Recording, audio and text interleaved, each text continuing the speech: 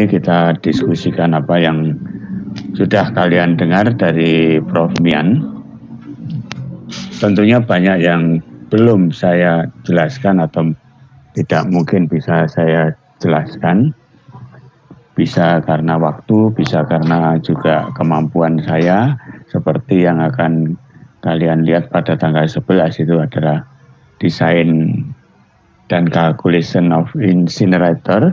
Tapi kalau calculationnya itu berupa neraca massa, neraca energi, saya bisa membantu kalian dan itu sudah kita jalani ya.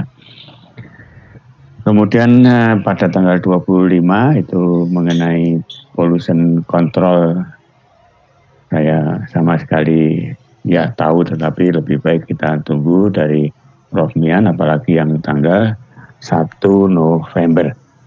Yang 1 November itu dioksin, betul-betul masalahnya adalah masalah lingkungan ya.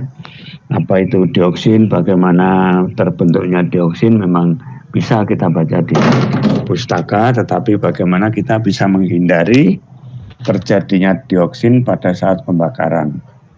Dioksin terjadi dari pembakaran plastik ya. Kalau ada komponen plastik dibakar dan ada oksigen, terbentuklah dioksin. Itu secara garis besar dari saya yang sejauh itu yang bisa saya ketahui. Nah, siang ini saya tidak memberikan material apa-apa, tidak memberi materi apapun, tapi saya ingin kalian mengajukan bahan-bahan untuk kita diskusikan bersama. Ada beberapa bahan juga dari saya yang bisa kita diskusikan pada siang hari ini. Ya, silahkan kalau ada yang ingin menyampaikan bahan diskusi.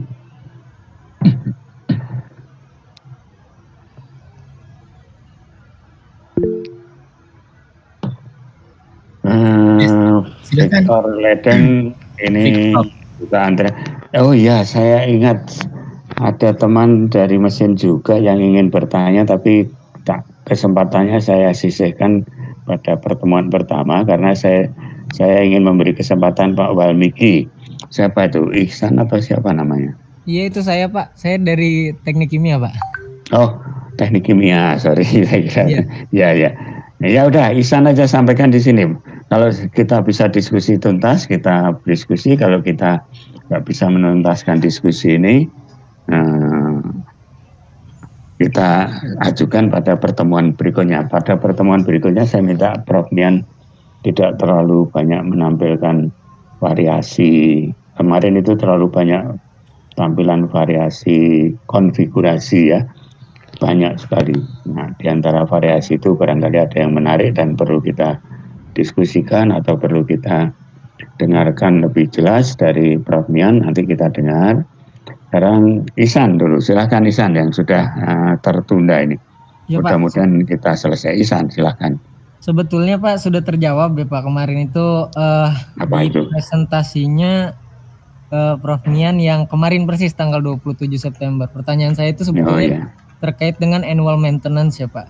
Sebetulnya proses ada tidak sih annual maintenance di MSW plan di sana gitu, dan apa sih kerusakan-kerusakan yang sebenarnya sering ditemui, dan dijawab sama Dr. Mian memang kerusakannya ada di grade seperti itu. Dari korosinya. Ya, yang lain kamu sampaikan yang lengkap saja. Ada di grade apa sudah terjawab? Sudah berapa? 2 tahun sekali apa berapa? 1 tahun sekali. Jadi di slide-nya memang ada, dan Dr. Mian juga menjelaskan bahwa proses maintenance itu dilakukan 1 tahun sekali, dan dan proses penggantian yang memang banyak dilakukan itu pada grade-nya sampai 1/3 daripada grade-nya itu harus diganti gitu. 1/3 dari grade-nya diganti. Ya, betul. Ya. Betul Pak. Nah, penggantian itu berapa lama? Saya lupa ingat dia nyebut hari operasinya itu memang tidak seluruh tahun, tapi ada yang berhenti juga. Berapa lama itu sudah terjawab belum? Wah, saya belum dapat itu Pak. Saya hanya ingatnya selama 1 tahun proses, kemudian ada berhenti gitu. Cuman kalau waktu harinya belum. Nanti kita tanya ya. Lama penggantian grade, karena grade itu kan panas dan berat, dan berada di suatu tempat yang sulit dijangkau. Memang penggantian itu biasa di pabrik, bahkan pabrik bisa menyediakan waktu sampai 2 bulan ini, tapi pabriknya berjalan misalnya selama 2 tahun, 2 bulan itu untuk reparasi. Nah, ini tolong nanti ditanyakan kembali ya. Saya beri kesempatan pada Ihsan ini nanti. Saya kira boleh bagus, Pak. Biar jadi mungkin saya menambahkan ini Pak, kalau prosedurnya mungkin kalau plan kayak kita di pabrik-pabrik kimia kan mati ya sudah tidak produksi gitu ya. Tapi kan kalau sampah kan diproduksi terus gitu ya. Mereka mungkin punya mekanisme atau gimana? Kalau itu saya ingat. Gimana Pak? Kapasitas boilernya itu harus sekian kali dari kapasitas yang dia nyatakan itu. Misalnya boiler atau PLTU-nya itu bisa menerima sampah 100 kilo per jam misalnya, atau 100 ton per hari. Nah, di desainnya itu lebih gede dari 100, sehingga ketika ada pemberhentian kan numpuk sampahnya. Nah, ketika itu sesudah itu tumpukan tadi kan harus dihabisin cepat kan. Nah, iya, betul. Kapasitasnya. Nah, kaitkan dengan itu. Kaitkan dengan desain kapasiti sama desain kapasiti sama operation capacity. Oh, baik Pak. Ya, operasinya yang dinyatakan nominal itu berapa, tapi sebenarnya desainnya ada di belakang itu. Ini penting karena pabrik-pabrik listrik PLTU kita yang swasta itu kan pabriknya dari Cina ya. Nah, itu kapasitasnya katanya pas-pasan. Bahkan kadang-kadang di bawah dari di bawah dari permintaan, di bawah dari nominal. Kalau pabrik dulu itu biasanya 120% dari nominalnya yang dinyatakan. Desainnya itu begitu, sehingga itu menjadi tantangan insinyur kimia di pabrik-pabrik kita. Pabrik, terutama kalau saya bicara teman-teman sebaya saya di pabrik pupuk, di Pertamina, itu wah, saya berhasil meningkatkan kapasitas produksi saya 105%. Nah, itu yang disebut dengan itu ya. Nah, baru aja lupa, yang namanya ingat kok lupa itu. Meningkatkan kapasitas bottlenecking. Insinyur kimia itu biasanya melakukan bottlenecking di antara rangkaian proses. Itu mesin mana, alat mana, proses mana yang menjadi kendala, menjadi kritis kalau kita akan menaikkan kapasitasnya. Nah, disitulah diganti alatnya. Nah, sepenggal alat itu diganti. Nah, kemudian keseluruhannya dioperasikan kembali, mendapatkan kapasitas yang sampai 105% dari yang dinyatakan oleh penjualnya. Kabarnya PLTU sekarang tidak begitu, pas-pasan. Nah, kalau pas-pasan, memang kalau PLTU itu listriknya kan datang dari mana-mana, bergabung. Jadi satu PLTU mati, kalau listriknya dijual ke PLN ya, satu PLTU mati, PLN nggak merasakan apa-apa karena dia merasakan PLN mendapatkan listrik dari sumber-sumber yang lain. Nah, apakah kondisi seperti tadi juga ada di Cina? Listriknya itu terpaksa berhenti sama sekali, bisa dicatu dari pabrik listrik yang lain. Ya, itu. Nah, tadi kemudian ada Puji, saya catat dulu nanti Puji bicara. Ada Vektor yang tadi angkat tangan. Ihsan sudah cukup apa yang bisa kita ada Pak, satu lagi aja Pak. Ini mungkin ya, silakan, enggak apa-apa. Nanti kalau ada lagi kita putar dulu Vektor dan kawan-kawan lain supaya kebagian semua. Sekarang terakhir untuk sesi ini, silakan Ihsan. Ya. Satu Pak Heri bilang di awal itu di presentasi minggu kedua ya, bahwa investasi untuk MSW ini baik kapasitas kecil maupun kapasitas besar itu rasionya 1 gitu pangkatnya itu ya, terkait dengan presiden kapasitas. Kalau kita lihat dengan teknologi yang seperti di Cina, apakah betul itu 1 gitu Pak Heri pangkatnya? Saya pengen tahu itu sebetulnya.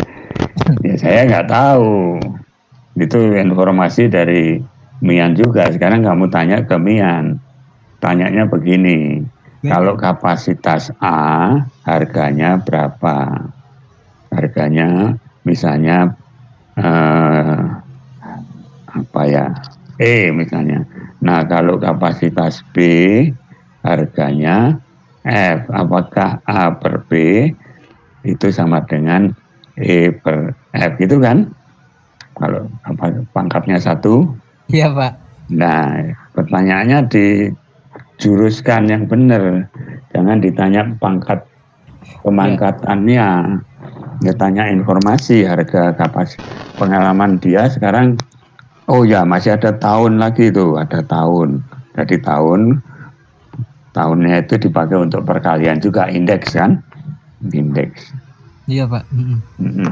Nah tanyanya harus begitu, harga sekian ya, kapasitas sekian, tahunnya berapa gitu ya. Nah itu sebenarnya mau saya pakai tugas kalian untuk evaluasi ekonomi gitu kan. Salah satu topik kita, kuliah kita ini kan evaluasi ekonomi, walaupun sederhana ya.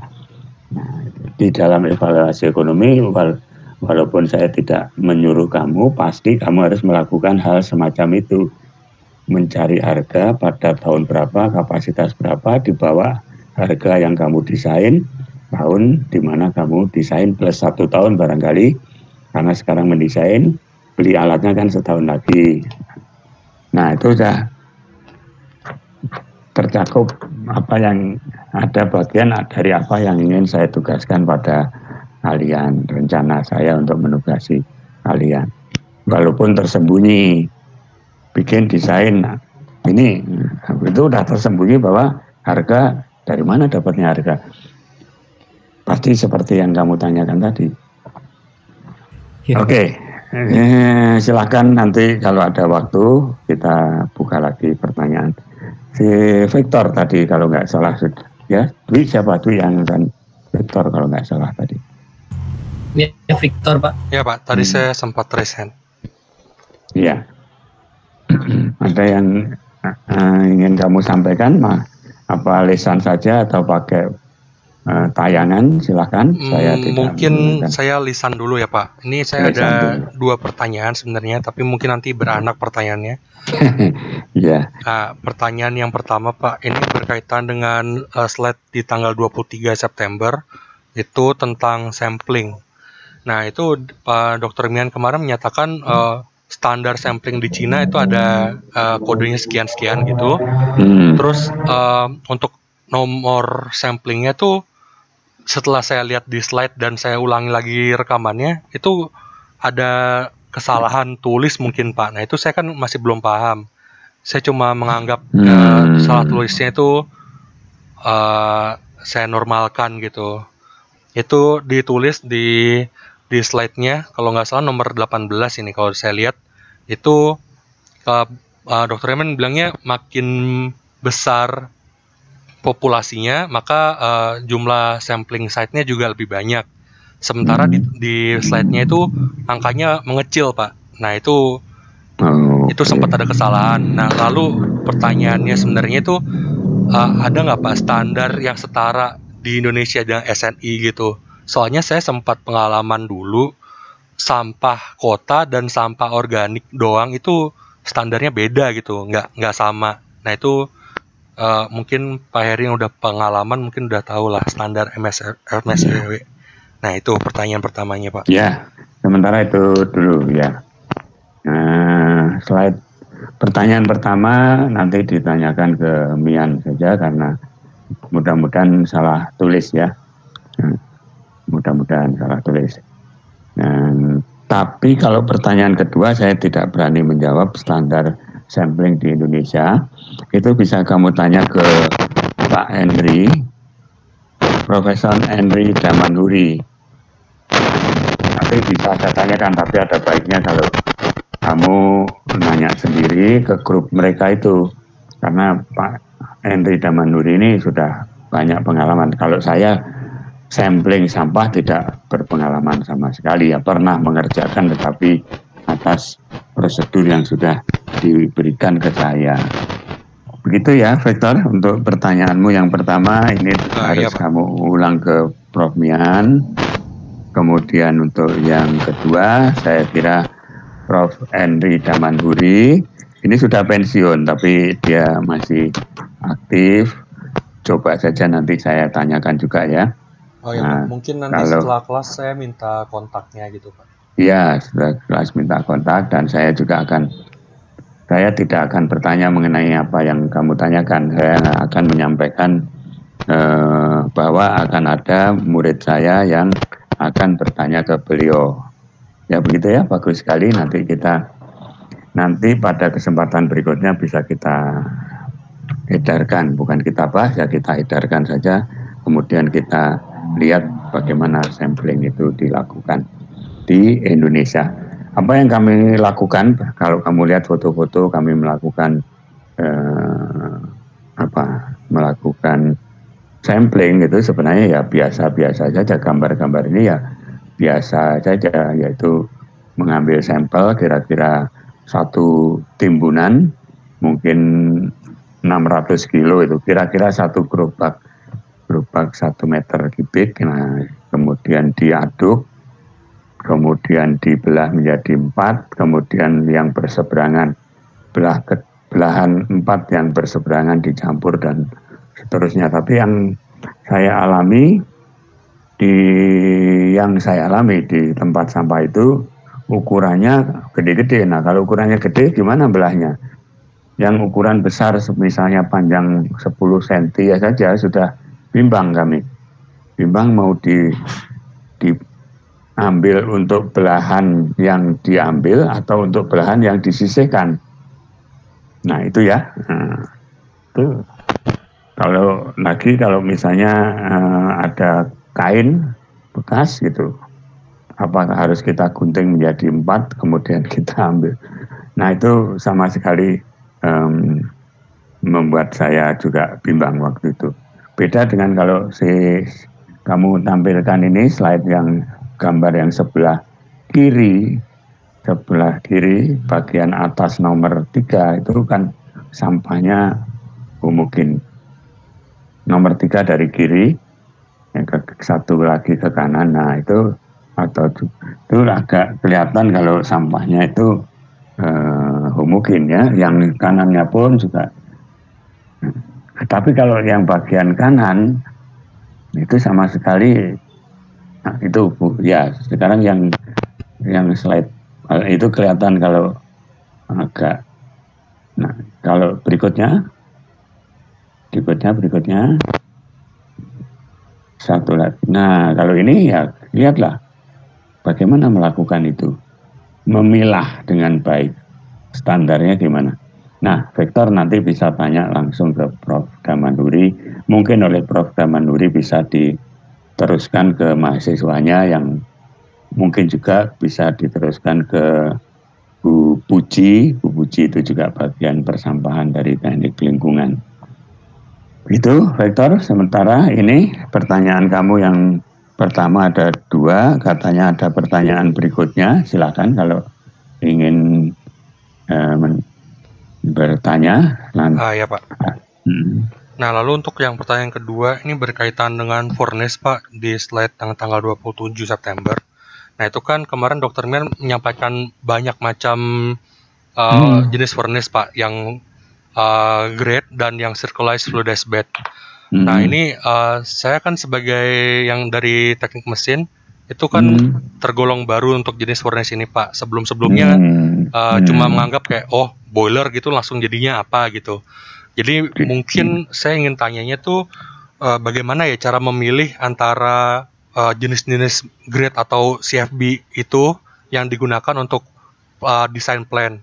Nah, itu cara pilih maksudnya itu apa aja aspek pertimbangannya. Mungkin tadi sempat sudah ditanyakan sama Ihsan tentang biaya juga, itu termasuk operasi dan kapital, lalu mungkin ada keunggulan atau kerugiannya, lalu yang saya pernah tahu itu juga selain fixed dan fluidized bed itu ada suspension burning, Pak. Nah itu kenapa kemarin tidak ditampilkan juga? Apakah dari awal memang sudah tidak cocok untuk MSW atau mungkin ada pertimbangan lain begitu?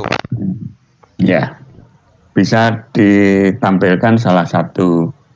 Kalau yang fixed bed udah stoker udah jelas ya, udah paham ya. Nah sekarang yang Pak. Misalnya yang kamu ragukan ada 2 misalnya, bagaimana?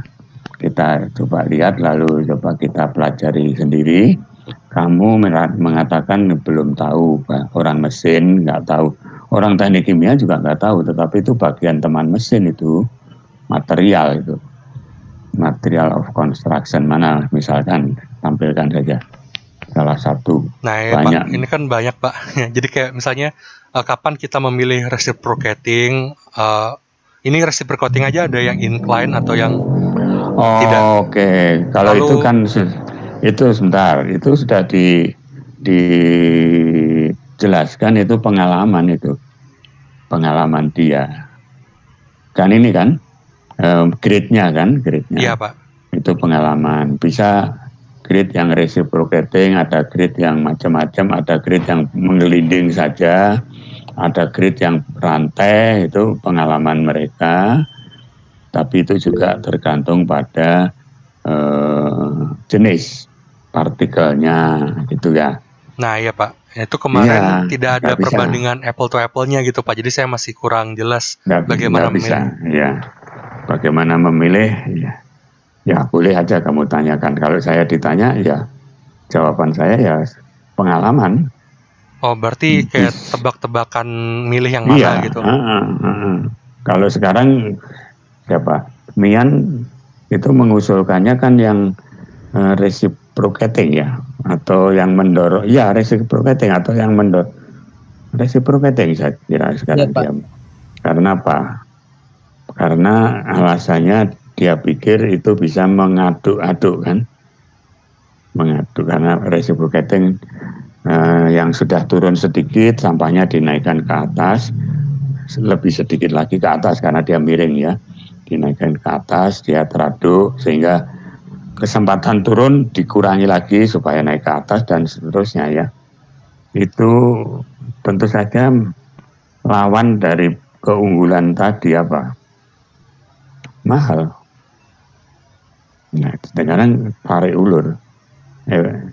Efektivitas pembakaran ya karena diaduk, dibalikin lagi ke atas partikelnya dengan harga yang harus kita bayar untuk investasi grade semacam itu. Kalau yang saya tahu betul hanya satu di pabrik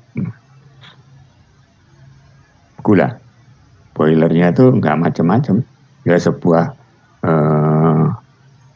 ya betul-betul grade besi-besi diameter kira-kira 5 cm lah, bukan 1 cm, 5 cm dipasang berjajar, tidak bergerak sama sekali, ya udah dipasang gitu aja. Manusianya yang mengaduk, kalau nggak salah di foto di gambar saya, di slide saya yang pertama itu ada manusia yang mengaduk dan bahkan mengeluarkan abunya. Lalu kalau di pabrik minyak sawit, ada yang berupa rantai berjalan. Lalu ada pembakaran yang di pabrik keramik, saya pernah kunjungi, itu juga rantai berjalan. Betul-betul hanya rantai berjalan dari misalnya kiri ke kanan, di sebelah kanan nanti ada, dia akan tumpah akan masuk ke skru conveyor, skru tadi membawa keluar. Nah, kenapa begitu? Ya murah. Itu untuk membakar biomasa cangkang yang di pabrik keramik. Kalau yang di pabrik gula itu membakar ampas tebu yang partikelnya sekitar 5 sentian. Nah, pemilihannya begitu barangkali Ihsan, tapi boleh saja kamu tanyakan. Menurut saya jawaban beliau pasti akan mirip dengan saya, pengalaman, pengembangan, karena dia semula mengembang semula bukan dia. Cina mengembangkan yang fixed grid sama yang fluidized bed. Saya berkunjung ke Prof. Li Xiaodong, itu juga dua-duanya ada. Itu profesor di universitas ya, tapi punya alat yang besar, dua-duanya ada. Dan yang fluidized bed sudah nggak dioperasikan. Lalu selama kami jalan-jalan sering diajak ke sana kemari, selalu ditunjukkan yang fixed grid, tapi gridnya itu bergerak. Gridnya bergerak mendorong turun. Nah, kalau gambar yang itu sayang gambarnya warnanya sama untuk sisi kiri ke kanan. Nah, itu kalau tahu sisi kiri ke kanan itu gambarnya beda, dia mendorong turun, satu sisi mendorong turun, satu sisi ya itu diam. Satu bilah itu mendorong turun, satu bilah mendorong diam. Jadi mendorong turun, tapi kemarin yang kita tangkap membawa kembali ke atas. Ya, itu Victor, kalau pendapat kamu kira-kira gimana? Nah itu dia Pak, kalau yang saya pikirkan sebelumnya tuh mungkin kayak kita awalnya kan menghitung seberapa butuh kita tentang boilernya. Jadi kebutuhan boiler, kapasitas boiler, dan spek boilernya kita tentukan.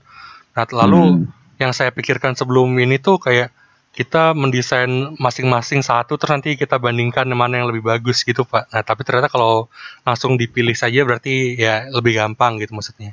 Ya gini, yang akan kita ajar, yang sudah saya ajarkan, kita ajarkan, dan itu mengenai prosesnya. Ya, mengenai proses apa? Kalau kita perlu steam sekian, pembakarannya memerlukan sampah berapa? Sesudah itu selesai, langkah berikutnya adalah desain dari alatnya.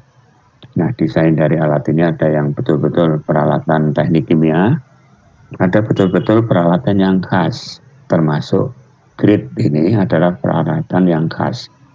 Ketika memilih peralatan yang khas ini, kita memilihnya berdasarkan pengalaman orang, pengalaman sendiri pasti tidak, tapi pengalaman orang yang kita peroleh dari diskusi atau kita peroleh dari kuliah semacam Prof.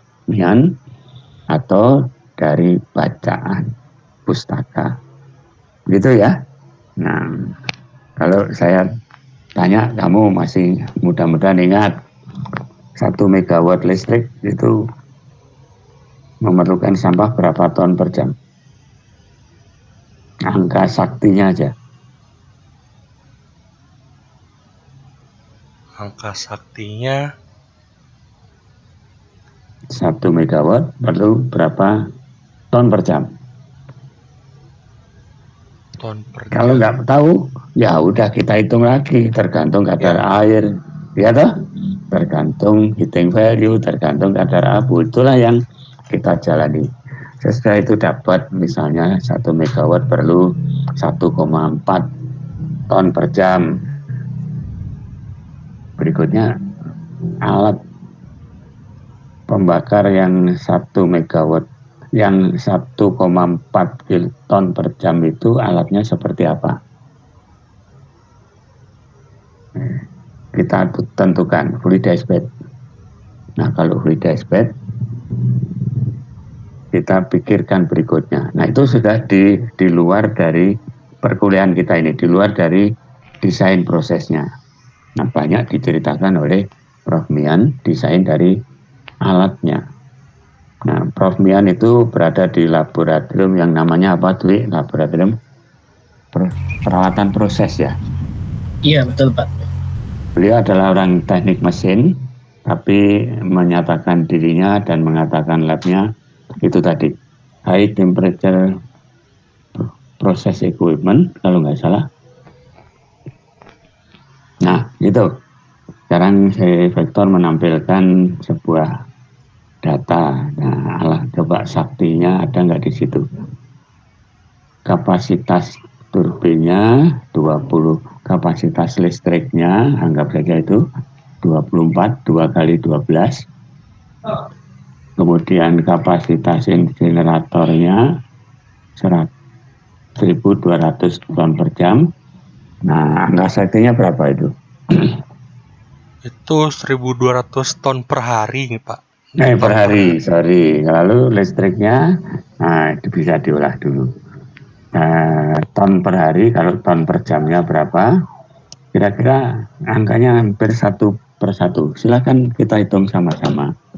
24 megawatt. Itu datang dari 2 kali 12. Kemudian 2 kali 600 ton per hari. Ini sih kita bagi dengan 24 menjadi ton per D. 2 kali 600 dibagi 24. 24 itu 12, 600 dibagi 12, pas itu. 600 dibagi 12, 50. Cuman 50 ton per jam. Ya, 50 ton per jam, Pak. Saya nggak pakai mesin itu loh ya. Nah, 50 ton per jam untuk menghasilkan 24 megawatt. Kecil banget. Konsumsi listriknya kecil banget. Konsumsi sampahnya kecil sekali. Coba kita hitung lagi. Nah, itulah yang akan kita lakukan. Kita sebagai perancang proses, kita coba benarkah angka itu. 2 kali 600 ton per D menghasilkan 24 megawatt. Ya, itu yang perlu kita hitung. Lalu ada, ini slide nomor 65, hari kedua ya.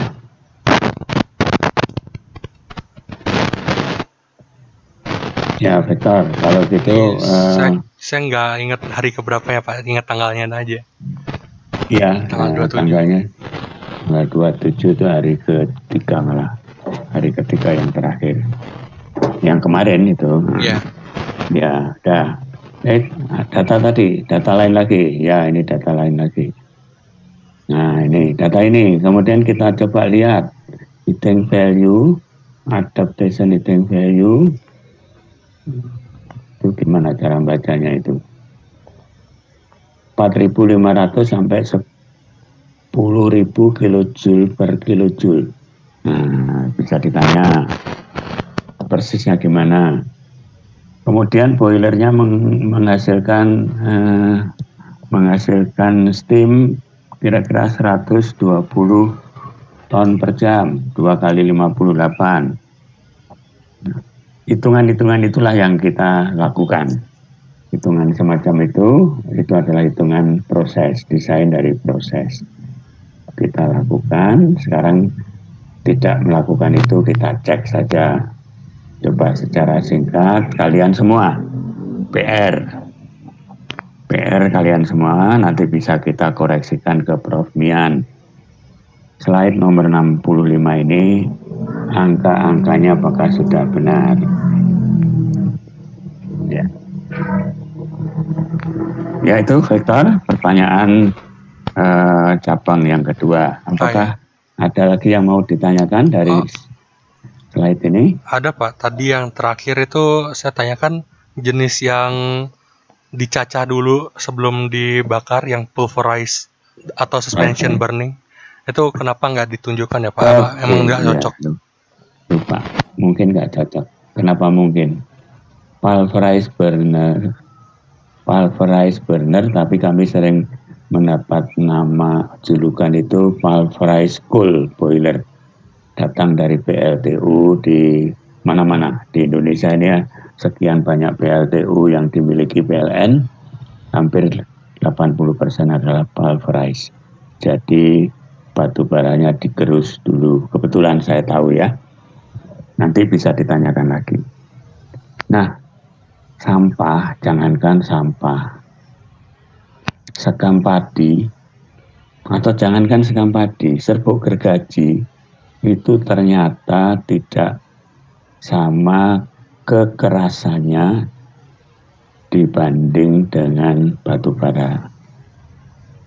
Itu yang dikatakan dalam indeks kekerasan hard groove, hard keras, Groove itu mungkin nama orangnya atau apa ya, indeks. Kita memang dalam tumpukan sekam, kita bisa terjun ke sana tidak sakit. Nah, tapi dalam tumpukan batu bara kalau kita terjun ke sana sakit ya. Nah, karena alasan itu mudah-mudahan sistem pembakaran sampah tidak menggunakan pulverized combustor. Sampahnya sulit digerus sampai ukuran yang lupa saya, barangkali Dwi tahu berapa ukuran pulverized coal untuk bisa diembuskan. Kita 200 mes kalau nggak Pak. Di 200 mes ya, tinggal membagi saja. 1 inci dibagi 200 itu berapa? 200 mes itu. Mes mengatakan banyaknya lubang linier dalam 1 inci. Nah, batu bara keras dalam pegangan kita tapi digerus gampang. Sampah lunak tapi digerus nyelip dia. Ini pengalaman dari kunjungan saya ke Klungkung yang mencoba untuk membuat sampah biomasa menjadi pelet. Peletnya ini direncanakan dijual ke PLTU. PLTU lupa yang di Lombok itu ya, lupa ada namanya. Namun yang terjadi untuk membuat pelet itu harus digerus dulu, walaupun tidak selembut untuk pulverized burner ya. Ketika menggerus dicacah. Menggerus itu adalah partikel kecil menjadi sangat kecil. Nah, ini dicacah. Lembaran-lembaran sampah menjadi butiran kecil. Itu mengeluh mereka. Mesinnya sering macet karena terlilit oleh sampah. Nah, sehingga perlu desain. Tentu saja nanti mungkin akan ada pulverized combustor dari sampah kalau sudah diciptakan alat penggerus sampah. Begitu, Victor, saya kebetulan bisa menjawab ini karena sifat ya, Pak. dari padatan itu. Nah, di sini nanti Victor kita berhenti dulu. Di sini ada Ari Wenas mengatakan, setelah jauh kegiatan yang saya ikuti, SNI yang berhubungan dengan biomasa, bahan bakar pembangkit listrik baru ada pelet biomasa. Dan tahun lalu dan tahun ini itu ya, rupanya Ari Wenas ikut tim seperti Pak Jenny ya. Jadi Pak Jenny itu tim SNI. Terima kasih Wenas, nanti bisa diedarkan lebih baik lagi pada kuliah berikutnya. Apa yang kamu ketahui mengenai SNI ini. Jadi SNI ini adalah SNI dari pelet biomasa, kemudian SNI dari cangkang, SNI dari cangkang mesin. Apa ini? Cangkang mesin cangkang atau cangkangnya. Kemudian ada SNI dari kayu. Kayu itu apa? Bahan bakar kayu atau serbuk gergaji. Kami juga tahu itu tapi nggak ingat saya nanti Dwi. Tapi yang ditanya oleh Victor tadi SNCI pengambilan sampah ya, Victor, yang akan kita hubungkan ke Pak siapa? Iya Pak, sebenarnya yang saya tanyakan tadi memang untuk sampling, tapi kan di slide yang sama nanti juga ada yang analisis ya Pak. Nah itu mungkin bisa sebenarnya nyambung juga kan Pak, itu standar ya, yang bisa kita aplikasikan di Indonesia gitu. Ya, dan SNI sampling dari sampah dan SNI analisis sampah kan. Ya, mungkin saya bisa jawab yang SNI analisis sampah tidak jauh beda dari SNI bahan bakar padat. Iya Pak. Yaitu biomasa, ya, kemudian batu bara. Biomasa itu nyontek ke batu bara, tapi dengan pengalaman kemudian diubah-ubah sedikit, itu ya. Itu nanti kita akan bertanya ke sana. Dan Ari sudah menjawab tidak ikut tim tapi ikut forum diskusi, bagus sekali ya. Kemudian saya beri kesempatan pada Puji, tetapi Puji minta tolong pada Vektor untuk menampilkan slide nomor 64. Itu Pak mengenai yang tadi 1 megawatt. Ya, mungkin ada. Ya, silahkan. Itu kan kalau di situ electricity cell-nya itu 1,35 GHW, itu maksudnya GWH Pak atau itu tipe atau gitu? GHW. Coba satuan kita apa itu? gigawatt. GWH kan ya biasa. GWH, W itu gigawatt ya, dikalikan hour, jam operasi setahun. Jadi jadi itu ya GWH per tahun. Nanti kalau digandengkan itu juga pertanyaan Puji sudah terjawab ya, GWH sudah selesai. Lalu itu nggak usah diperhatikan untuk membandingkan tadi, ambil yang ke atasnya, generatornya adalah 24 megawatt, itu memakan sampah 1.200 ton per hari. Nah ini yang tadi kita itu, tolong ini dihitung. Itu setelah dihitung jadinya 2,1 Pak.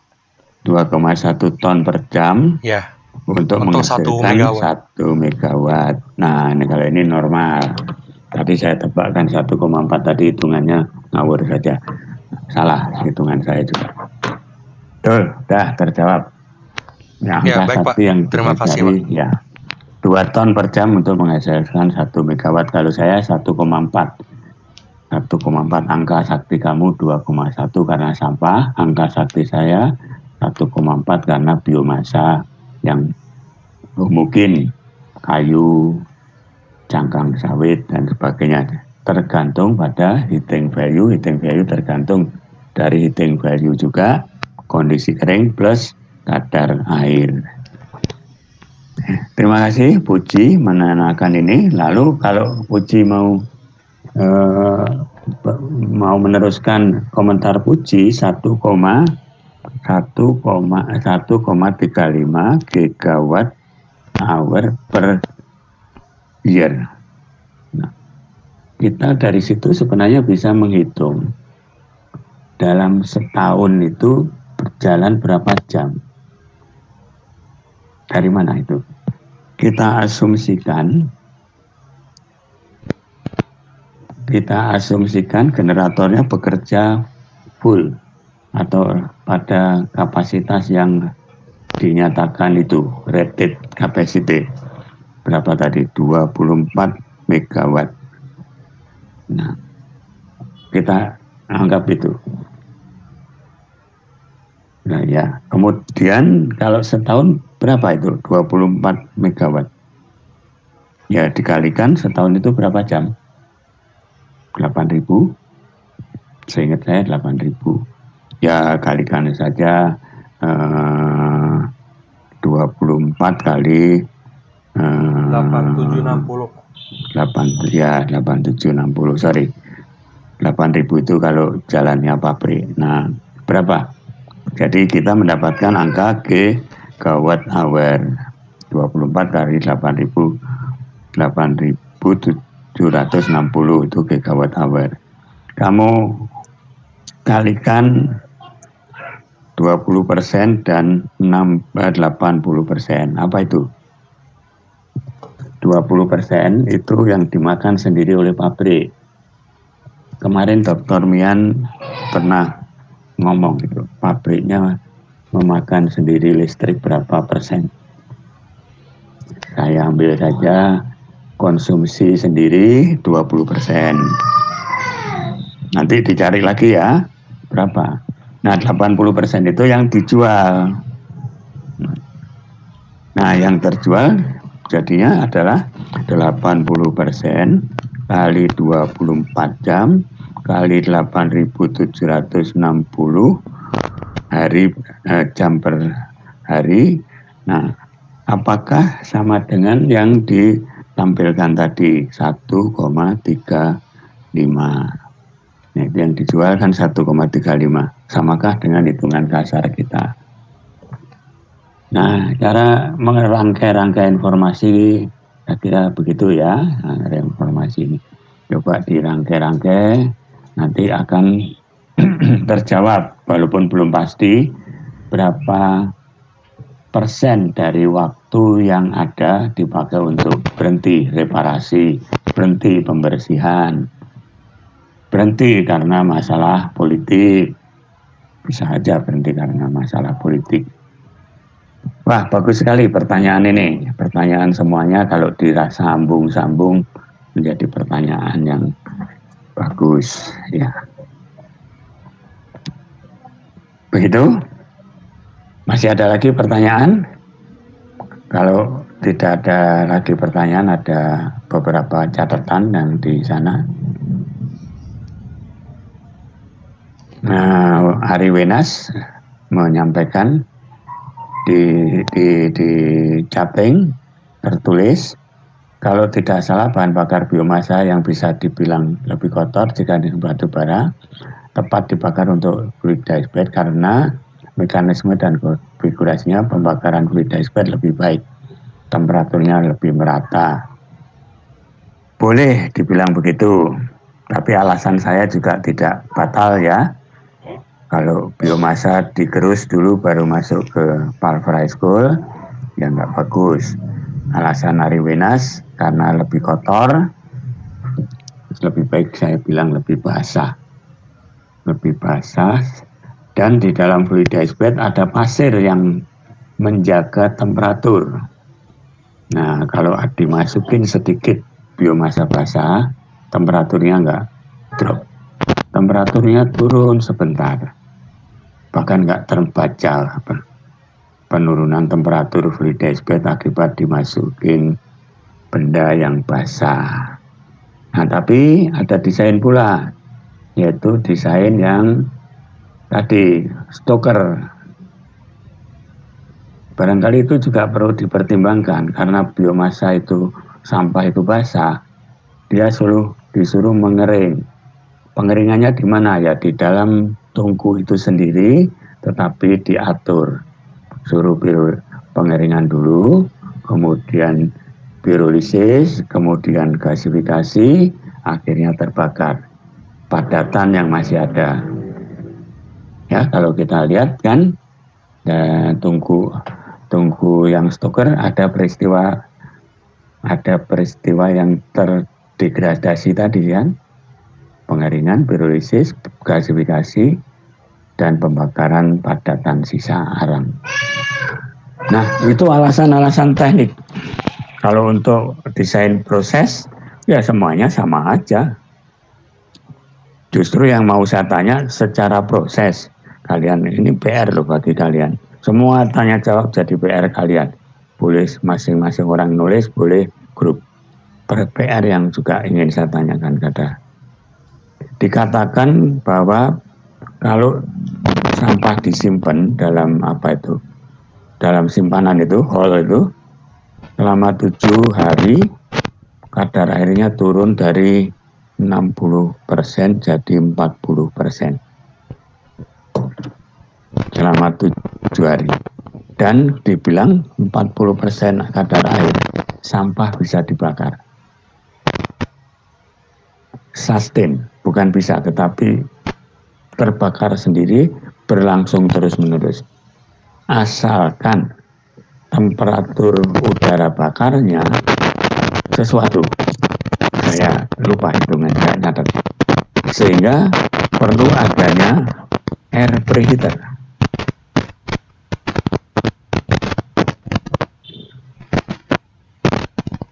Coba itu dicek lagi. PR dari saya, sampah dengan kadar air 40%, sampahnya apa saja lah, sampah CHO-nya apa saja, pokoknya 40% kadar air. Bisa, kalau dihitung secara neraca massa energi, bisa mendapatkan temperatur 600 atau temperatur 500. Kalau udara bakarnya temperatur berapa? Temperatur 600 itu titik bakar biomasa. Kalau itu selalu tercapai, benar apa yang dikatakan Mian. Atau meleset informasinya, benar, tetapi datanya kurang tepat. Oke, dari saya itu, ini rupanya Vektor menyajikan beberapa slide.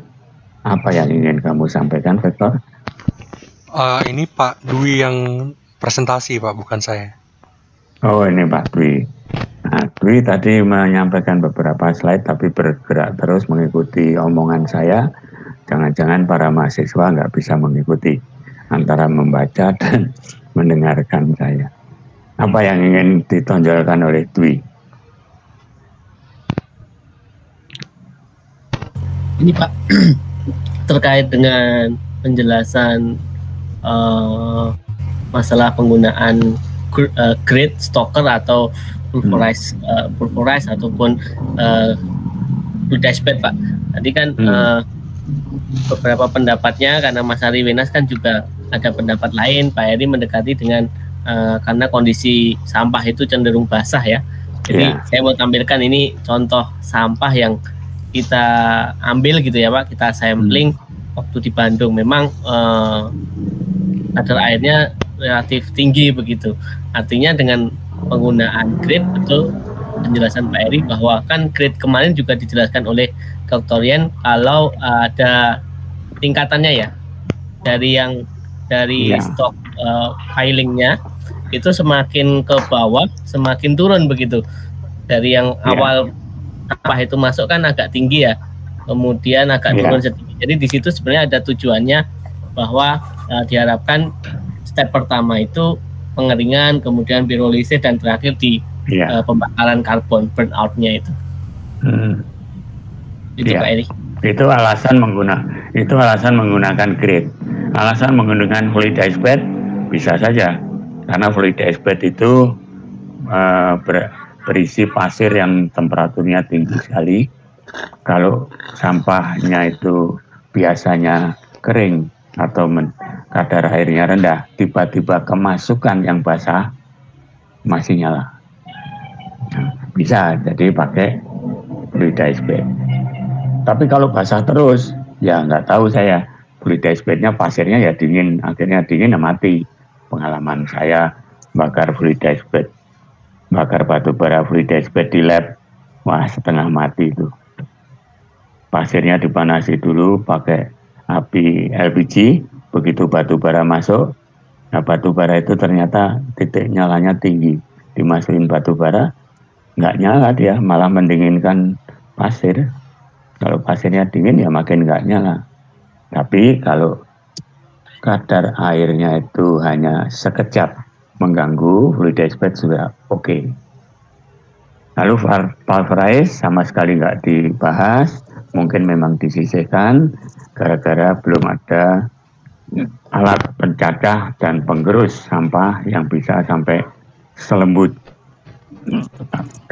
yang diperlukan untuk pulverize combustor. Mungkin begitu. Jadi alasan teknik macam-macam ya.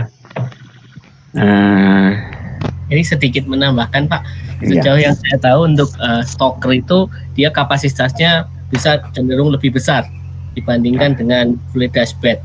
Jadi kalau di Cina itu yang kapasitas pengolahan sampahnya itu sekitar 800 ton per hari begitu, itu mereka menggunakan stalker karena kalau mereka bilang stalker bisa makan apapun begitu.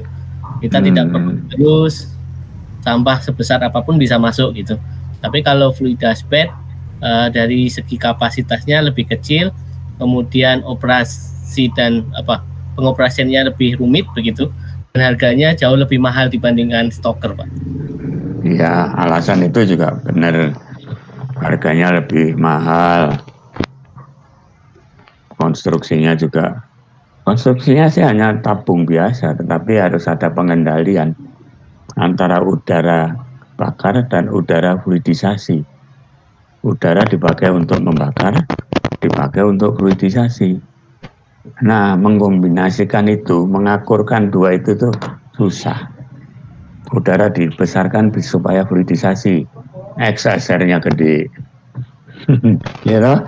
Udara dipakai untuk XSR 20%, nggak bisa fluidisasi, pasirnya dikecilkan, terbang nanti. Padahal pasir diminta untuk berada di situ, yang boleh terbang itu abu. Begitu. Kualitatif saya bisa menjelaskan, tetapi kuantitatif ya kita bisa menghitung semuanya, ada cara berhitungnya. Oke, kita tutup segini dulu. Kuliah berikutnya tanggal 4 Oktober dan 7 Oktober akan saya isi dengan penugasan yang lebih. Sekarang tadi apa yang kita bahas ditulis ya, terserah kamu dalam grup atau sendiri. Nanti tanggal 4 sama 7 saya akan memberi penugasan yang lebih terstruktur masih mengenai pembakaran. Nah, sesudah itu tanggal 18 dan 21 kita mulai masuk ke teknik yang lain. Saya akan ambil gasifikasi. Baik, itu saja. Terima kasih saudara sekalian. Tolong isi daftar hadir. Tolong Pak Dwi dengarkan lagi rekaman dan kesimpulannya apa yang perlu kita masukkan ke dalam berita acara perkuliahan. Ya, saya masih utang janji dengan Vektor menghubungkan kamu ke Pak Henry Damanhuri. Dan terima kasih saudara sekalian. Saya tutup ucapan terima kasih sekali lagi. Semoga kalian sehat, bisa ketemu lagi dengan baik pada kesempatan berikutnya. Nah, wassalamualaikum warahmatullahi wabarakatuh. Waalaikumsalam. Terima kasih Pak. Terima kasih Bapak. Terima kasih Pak.